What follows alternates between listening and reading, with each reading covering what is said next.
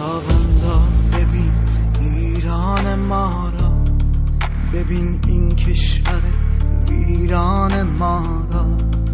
مدد کن مردمان کشورم را، بنا کن تخت شاه و سرورم را. همه در اتحاد ایستاده ایم ما، فروتن پای تو افتاده ایم ما. به پاس غیرتت اکنون به پا خیز، بنای قدرت شیطان فرو ریز. بدون جنگ و خونریزی کمک کن و ما را در خودت نور و نمک کن. به فرزندان کوروش رحم فرما، ببخشان گناهش را تو بر ما. یهوه ای خداوند سبایود، فروکش کن تو این آتش و بارود.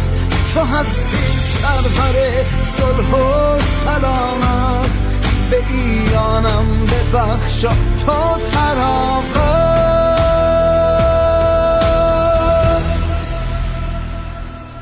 در نام عیسی خدایم، تو آزادی ببخش در این دعایم.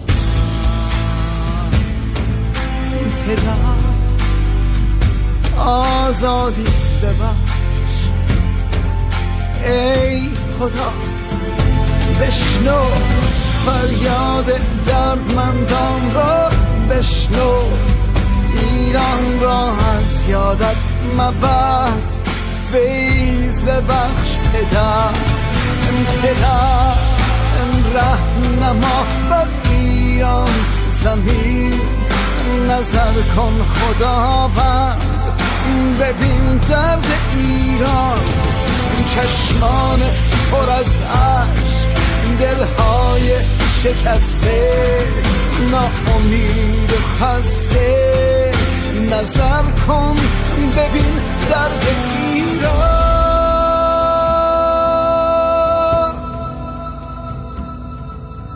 پدر